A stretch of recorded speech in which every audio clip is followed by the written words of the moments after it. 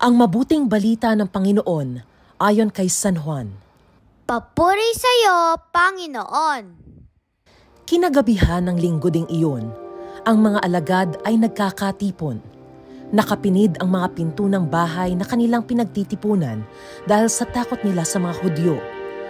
Dumating si Jesus at tumayo sa gitna nila. "Sumainyo ang kapayapaan," sabi niya. Pagkasabi nito, ipinakita niya ang kanyang mga kamay at ang kanyang tagiliran. Tuwang-tuwa ang mga alagad nang makita ang Panginoon. Sinabi na naman ni Jesus, "Sumainyo ang kapayapaan. Kung paanong sinugo ako ng Ama, gayon din naman sinusugo ko kayo." Pagkatapos, sila'y hiningahan niya at sinabi, "Tanggapin ninyo ang Espiritu Santo. Ang patawarin ninyo sa kanilang mga kasalanan ay pinatawad na nga. Ang hindi ninyo patawarin ay hindi nga pinatawad."